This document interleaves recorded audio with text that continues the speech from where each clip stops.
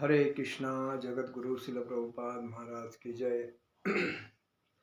नमो ओम विष्णुपादाय कृष्णपेष्टाय भूतले श्रीमते भक्ति वेदांत स्वामी निते नामिने। नमस्ते सारस्वते देवे गौरवाणी प्रचारिणे निर्विशेष शून्यवादी पाश्चात्य देश तारिणे। जय श्री कृष्ण चैतन्य प्रभु नित्यानंद श्री अद्वैत गदाधर शिवासादि भक्तवृंद। हरे कृष्ण कृष्ण कृष्ण हरे हरे, हरे राम राम राम हरे। जगत गुरु शिल प्रभुपाद महाराज की जय। परम पूज्य लोकनाथ स्वामी महाराज की जय। निताय गौर प्रेमानंदे हरे हरि बोल। ओम नमो भगवते वासुदेवाय, ओम नमो भगवते वासुदेवाय, ओम नमो भगवते वासुदेवाय। आज हम लोग चैतन्य महाप्रभु जो राधा और कृष्ण के अवतार स्वरूप इस कलयुग में 550 साल पहले धरती पर अवतरित हुए और उन्होंने इस मनुष्य जीवन को, इस भौतिक संसार से मुक्त होकर भागवत धाम जाने के लिए भक्ति कैसी करनी चाहिए वही सिखाने के लिए उन्होंने अपना रूप प्रकट हुए थे। लेकिन ये मनुष्य प्राणी इतना महामूर्ख है। भगवान 550 साल पहले भी बोले मनुष्य व्यक्ति को कि सर्वधर्मान परित्यज्य मामेकम परम, सर्व धर्मों को त्याग करो, मेरे चरण में आओ, मैं आपका संरक्षण करूंगा और रक्षण भी करूंगा, आपको पापों से मुक्त भी करूंगा। लेकिन फिर भी ये मनुष्य अपने माया जाल में, माया जाल ये भगवान की रूप 3 है, शक्ति 3 है, बहिरंगा शक्ति, अंतरंगा शक्ति, तटस्थ शक्ति। तो भगवान के बहिरंगा शक्ति में अपने स्वार्थ के वजह से लोग समाविष्ट होते हैं और उसी के बारे में दिन रात भाग दौड़ करते हैं। कोई बोलता है बाल बच्चे का पेट भरना है, कोई बोलता है सपने साकार करना है, कोई बोलता है इस मनुष्य जीवन मिला है तो एंजॉय करने के लिए मिला है, नहीं तो क्या करने का इस मनुष्य जीवन में। ये महामूर्ख ये नहीं समझते कि 84 लाख योनि हम लोग घूम के आए हैं, तो हर योनि में हमारा जन्म हुआ है। गधा हुआ है, बैल हुआ है, कोई चूहा हुआ है, बिल्ली हुआ है, कुत्ता हुआ है। जितने आपको प्राणी दिख रहे हैं, जितने वह पशु पक्षी कीड़े मूंगे, 84 लाख योनि में 4 लाख योनि मनुष्य का है। और उसमें जाने के बाद आपने पुण्य किया, इसीलिए इस योनि में आ गए मनुष्य प्राणी। मनुष्य योनि यही सर्वश्रेष्ठ योनि है। और सर्वश्रेष्ठ योनि में ही आने के बाद हर व्यक्ति अपने पुनरस जन्म पुनरस मरण का रास्ता बंद करके भागवत धाम, भगवान के धाम जा सकता है। अन्यथा कोई भी योनि में ऐसा स्थान नहीं है। और इसीलिए मनुष्य जीवन श्रेष्ठ जीवन कहा गया है। तो हम लोग को चैतन्य महाप्रभु ये बताने के लिए आए कि आप ये जो हरि नाम संकीर्तन है, इस हरि नाम संकीर्तन के वजह से ही आप भागवत धाम पहुंच सकते हैं। क्योंकि ये कलयुग का एक ही नाम है, हरि नाम संकीर्तन। क्योंकि हरे कृष्ण कृष्ण कृष्ण हरे हरे, हरे राम राम राम हरे हरे, दूसरा कोई रास्ता है नहीं। और ये बताने के लिए उन्होंने अपना हर पूरे भारतवर्ष में हर जगह पे जाके प्रचार करके, जिनके मतलब जिन उनके जो पार्षद थे, जैसे सनातन गोस्वामी, रूप गोस्वामी, लोकनाथ भट्ट गोस्वामी, रघुनाथ भट्ट गोस्वामी, जीव गोस्वामी, ये जो 6 गोस्वामी ये पार्षद थे। तुकाराम महाराज वो महाराष्ट्र में पार्षद थे। ऐसे बहुत लोगों को उन्होंने अपने दीक्षा दे के उनको भक्ति का मार्ग बताया। वो लोग सब भागवत धाम पहुंच गए। लेकिन इधर वही बोल रहे हैं कि यदि कोई व्यक्ति आत्म साक्षात्कार अगर है तो वह उसका जो जीवन है वो तो ब्राह्मण के जीवन में ब्राह्मण के घर में जन्म होता है या धनी श्रीमंत के घर में जन्म होता है।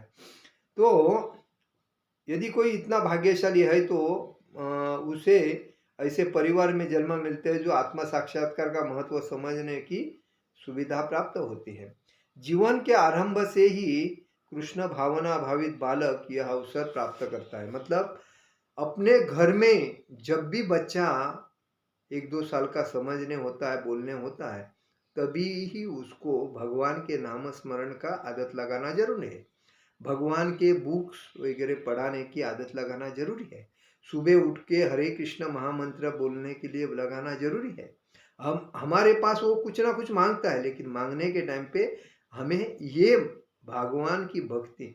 आजकल क्या करते हैं, बच्चों को इंग्लिश मीडियम में डालते हैं। इंग्लिश मीडियम में डालने के बाद उनको सीखने ऐसा लगता है मेरा बच्चा अभी इंग्लिश सीखेगा। इंग्लिश सीखेगा तो क्या करेगा, बड़ा ऑफिसर बनेगा, बड़ा जॉब, मतलब गवर्नमेंट के खाते में या प्राइवेट खाते में बड़े पोस्ट में जाके उसको पगार अच्छा मिलेगा। और पगार अच्छा मिलने के बाद मेरे पास संपत्ति अच्छी रहेगी, मेरे पास कार रहेगी, मेरे पास बिल्डिंग में कोई जगह अच्छी जगह गाँव में डेवलप करूँगा, इधर डेवलप करूँगा। अलग अलग सपने देखते हैं, किसके ऊपर, उस बच्चे के ऊपर। और उनको लगता है मेरे मेरे भाई मेरे पीछे कितने हैं, उससे भी मेरा बच्चा आगे निकल जाएगा तो मेरे सपने साकार हो जाएंगे, तो मैं गांव में प्रतिष्ठित हो जाऊंगा, लोग मुझे नाना कहेंगे, मामा कहेंगे, दादा कहेंगे।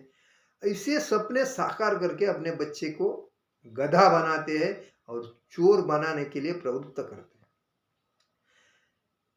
हमें जीवन मिला है भक्ति करने के लिए। हम हमारे बच्चों को क्या मार्ग बता रहे हैं कि तुम चोर बनो, जनता को लूटो, अपने साकार करो, वापिस नरक में जाओ। यही सिखाने के लिए दिन रात मेहनत बाप करता है, बच्चों को इंग्लिश मीडियम में डालता है। इंग्लिश मीडियम से बच्चा थोड़ा टॉप हो जाता है तो उसको लगता है मेरे जैसा मेरे एरिया में कोई नहीं है, मेरे गांव में कोई नहीं, मेरे दोस्तों में कोई नहीं। और उसको अहंकार तैयार होता है, वो बाप के पैसे में सब कुछ खरीदता है और अपने पैसे में सब मजा मारता है। जब बाप का और माँ का उम्र लॉ कम हो जाता है, वृद्ध अवस्था में आता है, तभी ये बच्चा बड़ा होके शादी विधि करके उसको माँ बाप का कंटाला आता है। तभी वो माँ बाप को लगता है मेरा बच्चा मुझे बहुत संभालेगा, वो बुढ़ेपे में बहुत सहारा देगा और मेरा कोई कमी नहीं करेगा। लेकिन वो उस बुढ़ेपे में वो बच्चा अपने और पत्नी आने के बाद माँ बाप को आश्रम में भेजता है। तो फायदा क्या हुआ इतना इंग्लिश मीडियम डाल के पैसा खर्चा करके और बाल बच्चे को अच्छे गलत संस्कार दे के, क्योंकि वो आउटलाइन में जाता है ना। जिस दिन बच्चों को कंपटीशन में उतारा गया पढ़ाई के या जॉब के, उस दिन माँ बाप ने अपना एक लिख के रखने का, हमारा करियर बर्बाद है, हमारा लाइफ बर्बाद है। क्यों? क्योंकि ये बच्चा तुम्हारे हाथ से गया, दूसरे के हाथ में गया, दोस्तों के मैत्रिणी के हाथ में जाने के बाद वो माँ बाप की कदर करता नहीं है और माँ बाप के ऊपर देखता नहीं है। और उस दिन माँ बाप का कंटाला आने की वजह से ऐसा समझते माँ बाप बोलेगा तो लगेज है घर में, और उसको आश्रम में भेजते या उसके बहन के या किसी के पास भेज देते, उसको बोलते तुम संभालो हम पैसा देंगे। तो पैसे का अहंकार बढ़ता है। तो कहने का मतलब है जो बच्चा बचपन से ही भक्ति करता है और अपने माँ बाप का आदर करता है और भगवान के प्रति श्रद्धा रखता है, कोई चीज की लालसा नहीं, लोभ नहीं, क्रोध नहीं, अहंकार नहीं, ईर्ष्या नहीं, ये चीज नहीं रखता है, वही बच्चा माँ बाप को संभाल सकता है। लेकिन वो ज्यादा लोगों जैसा स्मार्ट नहीं रहता है, चैप्टर नहीं रहता, तो माँ बाप को लगता है मेरा बच्चा स्मार्ट नहीं, उसका देख कितना स्मार्ट है, देख उसने क्या क्या किया, लेकिन वो क्या क्या कर रहा है उसको मालूम नहीं। लेकिन इसका बच्चा सही है तो उसने समझना चाहिए। तो कहने का बात है तो भगवत नाम कीर्तन एवं नृत्य करना सीखना चाहिए। जब बड़े बच्चे होते हैं तो उनमें परिवर्तन आना जरूरी है, क्योंकि बालक अत्यंत सौभाग्यशाली होने की वजह से अमेरिका हुआ, यूरोप हुआ या कहाँ भी माता पिता जब भक्त रहते हैं तभी उनका उस बच्चे के ऊपर संस्कार पड़ता है। वो शिशु भक्तों के परिवार में जन्म लेता है तो इसका अर्थ हुआ कि वे उसने अपने पिछले जन्म में योग की विधि का पालन किया था और संयोगवश वह बालक दूसरा अवसर मिलने के वजह से वो अलग रास्ते में जाता है। तो जैसे ही व्यक्ति भगवत भावना के अपने विकास को पूर्ण कर लेता है तब उसको फिर भौतिक जगत में जन्म लेने की कोई जरूरत नहीं पड़ती है और इसीलिए कहा गया है कि वह वैकुंठ लोक में जाता है। जन्म कर्म च मे दिव्य मेव यो वेत्ति तत्वताम् त्यक्ता देह पुनर्जन्म नैति मामेति सौर्जनम। ये अर्जुन, भगवान कहते हैं, ये अर्जुन, यदि कोई मेरे जन्म तिरोभाव या कार्यों को समझ लेता है तो केवल ऐसा समझने के कारण ही उसको यह शरीर त्यागने के पश्चात वैकुंठ जगत में जन्म लेने का अवसर दिया जाता है। तो भगवान जन्म तिरोभाव और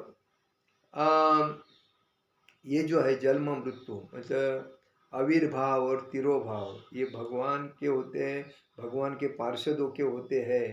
तो उसमें उपस्थित रह के उसमें सहकार्य करना जरूरी है। आजकल का परसों मतलब हमें यह शरीर त्यागना ही पड़ेगा, आज कल या परसों, हम इससे बच नहीं सकते। मतलब मानुष जन्म हुआ है तो उसको मतलब कोई भी रहे जन्म हुआ है तो उसका मृत्यु होना उसने लिख के रखना चाहिए, होना ही होना है। वो बीमारी से होना है, एक्सीडेंट से होना है या बैठे बैठे होना है या सोते होना है तो उससे बेटर वो अगर जन्मता अगर उसको मालूम है मैं आज देखो कोई कोई आदमी ऐसे होते हैं कि उनको अगर मृत्यु की बात बोलेगा ना तो उनको टेंशन आ जाता है, मुझे अभी मरना नहीं है, ये मरने की बात क्यों कर रहा है, गलत बात क्यों कर रहा है। अरे तुम क्यों डर रहे, तुमको आज नहीं तो कल तो मरना ही है।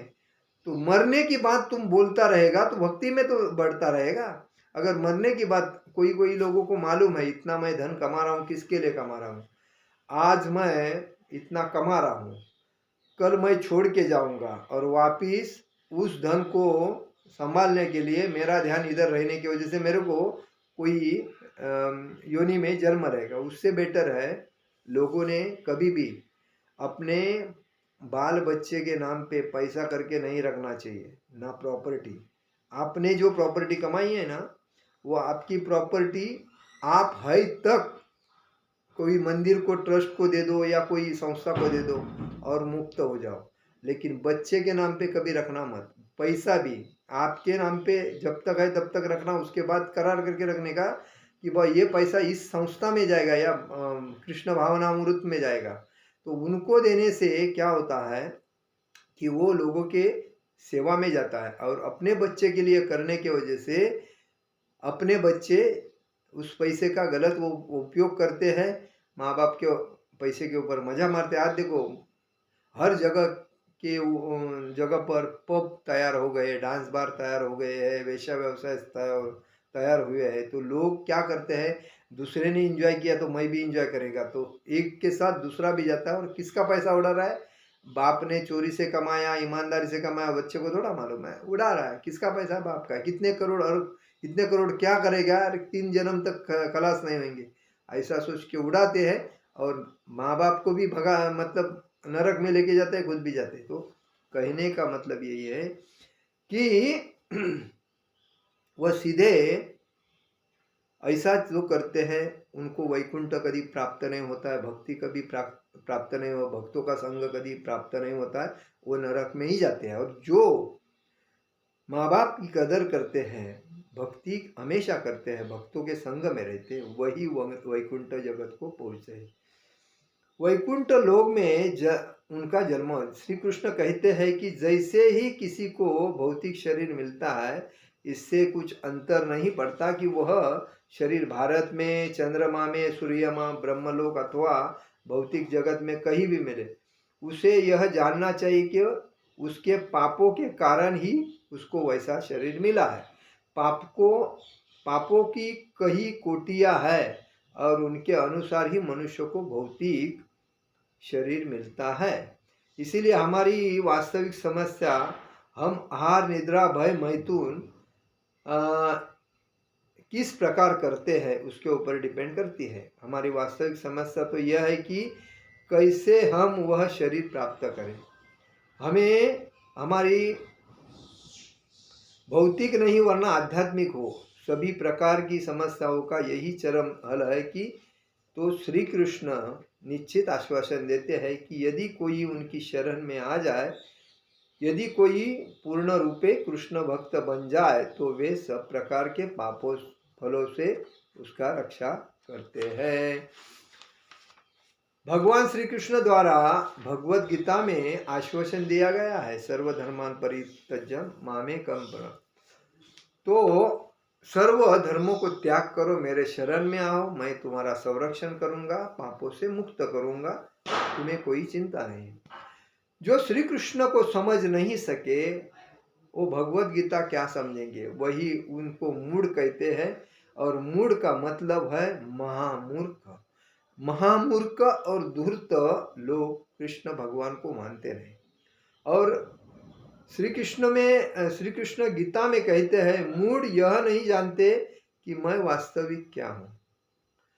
तो वो बहुत से व्यक्तियों से श्री कृष्ण को गलत समझा।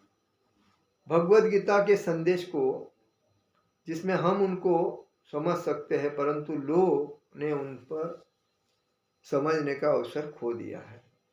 जो ईमानदार है, जो भक्ति में है, वो भगवान को समझ सकते हैं। जो भक्ति में नहीं है तो मांस, मदिरा, जुआ, परस्त्री संभोग ऐसे जो लोग रहते हैं वो भगवान की भक्ति को समझते नहीं, क्योंकि वो राक्षसी योनि रहते हैं और राक्षसी योनि रहने की वजह से उसमें खाली वही दिमाग रहता है कि मुझे ये करना है, और वो गलत रास्ते में जाके कर मरने के बाद भी कुत्ते बिल्ली के शरीर में जाते हैं। तो भगवान भगवत गीता में अंतिम उपदेश में कहते हैं शरण लेना। शरण लेना का अर्थ यह है कि मैं भगवान की शरण, तभी लोग क्या बोलते हैं, मैं भगवान की शरण क्यों लूं? अरे मैं खुद भगवान। आजकल ऐसे भी लोग बोलते हैं अरे मैं खुद भगवान हूँ। भगवान क्या है, हम ही तो भगवान। ऐसे भी लोग महामूर्ख है। तो चैतन्य महाप्रभु स्वयं कृष्ण ही है, फिर भी इस बार वे हमें व्यावहारिक दृष्टिकोण से यह सिखाते हैं कि भगवत गीता के उद्देश्य को अपने जीवन में किस प्रकार उतारना चाहिए। भगवान श्री चैतन्य महाप्रभु का उद्देश्य यही है कि श्री चैतन्य महाप्रभु साधारण वस्तु की शिक्षा नहीं दे रहे थे, वे भगवान की शरण लेने की विधि के अतिरिक्त और कुछ भी नहीं सिखाते हैं। भगवत गीता में ही सिखाई जा चुकी थी जो चीज, वही चैतन्य महाप्रभु दूसरी कोई शिक्षा नहीं दे रहे, परंतु इसे विभिन्न प्रकार से प्रस्तुत किया गया है जिससे विभिन्न प्रकार के लोग उसको ग्रहण कर सके और भगवान के शरण का सुअवसर प्राप्त करें। श्री चैतन्य महाप्रभु हमें क्या शिक्षा देते हैं? चैतन्य महाप्रभु हमें यही शिक्षा दिखते हैं, अरे सबको छोड़ो और भगवान का संबंध जोड़ो। भगवान का संबंध जोड़ोगे तो आहार, निद्रा, भय, मृत्यु 84 लक्ष योनि, इससे सबसे मुक्त हो जाओगे। पुनर्जन्म जन्म पुनर्स मरण, इससे सबसे मुक्त यही है। तो भगवान तक सीधे पहुंचाने का अवसर आपको देते हैं। जब भगवान श्री चैतन्य महाप्रभु के प्रधान शिष्य रूप गोस्वामी, सनातन गोस्वामी, जो छठ गोस्वामी थे, वे पहले मंत्री थे और उनको मंत्री होने के बाद इतना पैसा मिलता था, तो उन्होंने जब चैतन्य महाप्रभु का संग पकड़ा तभी उन्होंने कभी मैं नौकरी और मंत्री पद छोड़ूं और भक्ति में जाऊं, यही टेंशन में थे। तभी क्या है, मुगलों का सरकार होने की वजह से, मुगलों के सरकार में वो मंत्री होने की वजह से उनको पैसा बहुत मिलता था, लेकिन उन्होंने अपनी चैतन्य महाप्रभु से मिलने के बाद उन्होंने अपनी पूरी संपत्ति 4 विभाग के खुद के लिए रखा, अपने परिवारजनों को दिया, मंदिर को दिया और थोड़ी लो अपने गरीब को बांट दिया। 4 प्रकार से उन्होंने ऐसी सब। तो श्री चैतन्य महाप्रभु के अभियान में सम्मिलित होने का रूप गोस्वामी मंत्री पद ने त्याग किया। उन्होंने संकीर्तन अभियान में सम्मिलित हुए, रूप गोस्वामी, सनातन गोस्वामी, और उन्होंने कहा, नमो महावदन्याय कृष्ण प्रेम प्रदायते कृष्णाय कृष्ण चैतन्य नामने गौरतिष्वे नमः। मतलब, हे प्रभु, आप सब अवतारों में से सर्वाधिक वेदांत उदार है, और ऐसा क्यों? कृष्ण प्रेम प्रदायते, आप कृष्ण का प्रेम लोगों को दे रहे हैं, क्योंकि आप प्रत्यक्ष रूप से भगवान का प्रेम प्रदान कर रहे हैं। आपका दूसरा कोई उद्देश्य है ही नहीं। आपकी विधि इतनी सुंदर है कि मनुष्य तत्क्षण ही भगवान से प्रेम करना सीख जाता है। आप सब अवतारों में से सर्वाधिक शांत अवतार, वरदान स्वयं श्री कृष्ण के अतिरिक्त यह किसी के लिए भी संभव नहीं है। वह इस प्रकार का वरदान देते हैं कि मैं कहता हूं कि आप स्वयं श्री कृष्ण हैं, कृष्णाय कृष्ण चैतन्य नामने। मतलब, आप भगवान श्री कृष्ण हैं, परंतु आपने श्री कृष्ण चैतन्य नाम धारण किया है, मैं आपकी शरण ग्रहण करता हूं। तो यह चैतन्य महाप्रभु यही प्रत्येक व्यक्ति को कहने को देख रहे थे कि सबका त्याग करो, भक्ति में आओ, भगवान की भक्ति करो, और आपने जो ये जो आद्य भौतिक शरीर आपको जो मिला है संसार में, भौतिक संसार में, आहार निद्रा भय मैथुन, ये चक्कर में दिन रात रजगुण तमगुण इसमें मलिन होकर दिन रात पैसे के पीछे भागकर, इंद्रिय तृप्ति के पीछे भागकर, सपने साकार करने के पीछे, इसको स्टॉप करो, बंद करो और भक्ति में आओ। भक्ति में आने के बाद आपको जो आध्यात्मिकता मिलेगी, ज्ञान मिलेगा, तो उस ज्ञान में आप बराबर भगवान के धाम पहुंचोगे। अन्यथा वापिस आपको यही है ना। इसीलिए भक्ति में जो आता है वो भक्त अपने इंद्रिय तृप्ति से अलिप्त रहता है, तो ही भक्ति कर सकता है। अगर इंद्रिय तृप्ति के लिए पैसे के पीछे भागता है, कोई इच्छा आकांक्षा तृप्त करने के लिए भागता है, तो उसकी भक्ति नहीं होती है, वो तो भक्ति का नाटक होता है। भक्ति का मतलब ये है कि हमें भगवान से जोड़ के प्रेम करना है, तो उसमें कोई थर्ड पर्सन या थर्ड गोष्ट अगर आती है तो हम डिस्टर्ब हो जाते हैं, तो भक्ति नहीं हो सकती है। जो लोगों ने भक्ति की है उसमें कोई स्वार्थ नहीं था, निस्वार्थ से भक्ति की, तभी वो साक्षात भक्त होने के वजह से उनको फायदा हुआ। तो भक्ति का मतलब है प्रेम से भक्ति करना और उसमें कोई इच्छा नहीं रखना, तभी भक्ति में सक्सेस होता है। हरे कृष्ण कृष्ण कृष्ण हरे हरे, हरे राम राम राम हरे हरे। जगत गुरु शिल प्रभुपाद महाराज की जय, परम पूज्य लोकनाथ स्वामी महाराज की जय। निताई गौर प्रेमानंदे, हरि हरि बोल।